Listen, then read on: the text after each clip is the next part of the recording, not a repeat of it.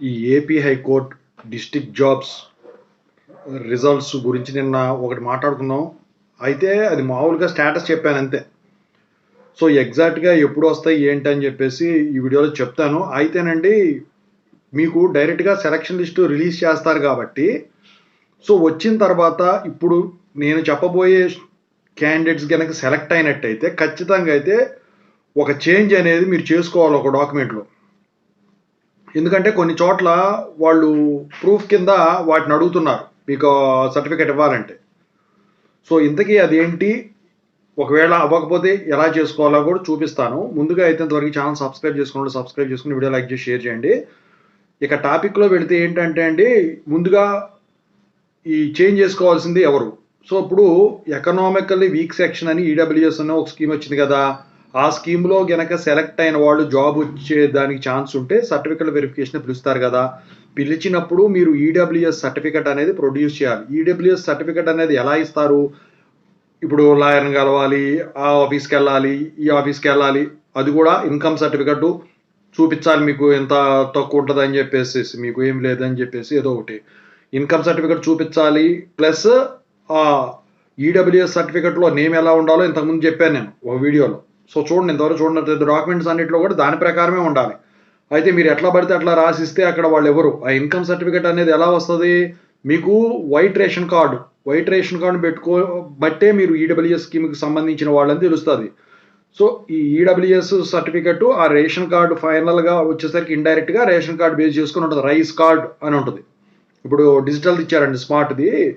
అయితే ఇప్పుడు మీరు ఎంఆర్ఓ ఆఫీసులకి వెళ్ళినప్పుడు కొన్ని చోట్ల వచ్చేసరికి మీరు బాగా తెలుసు అనుకోండి, సర్లే అని చెప్పేసి ఇన్కమ్ సర్టిఫికెట్ మీరు కనుక రాపించుకొని వచ్చినట్టయితే నేను చెప్పిన దాని ప్రకారం మీకు ఐడబ్ల్యూఎస్ ఇస్తారు.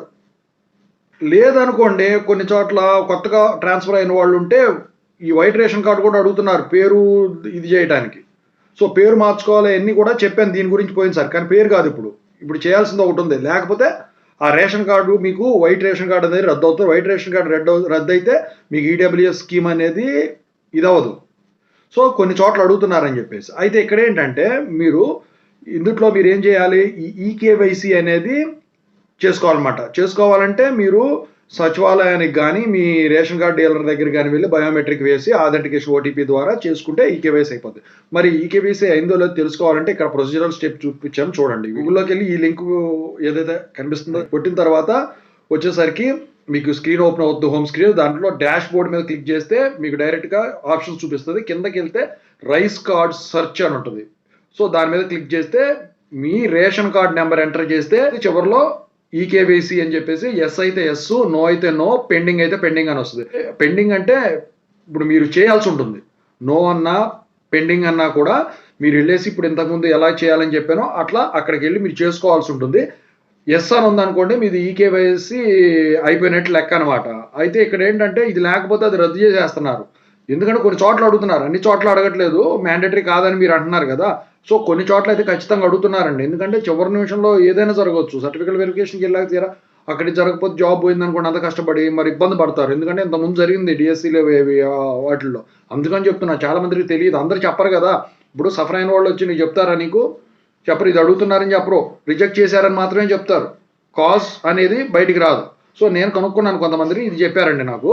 సో ఇది ఇక రిజల్ట్స్ గురించి మాట్లాడుకుంటే ఏంటంటే లిస్టింగ్ ఇంకా అవ్వలేదు. అయితే మనం అనుకున్నామా మొన్న నెంబరు అక్కడ దాకా వచ్చి ఆగిపోయింది, అక్కడ దాకా రాలేదు, ఇంకా చాలా ఫేజ్లో ఉండమంటే అంటే నేను ముందే చెప్పాను తెల్లారి పొద్దునే ఉండదండి అని చెప్పేసి. నాకు చాలా మందికి చెప్పారు తెల్లారి పొద్దున్నే వెంటనే కండక్ట్ చేయరు, ఎందుకంటే ఆల్రెడీ షెడ్యూల్ చేయబడతాయి ప్రీ ప్రోగ్రామ్ అని చెప్పేసి.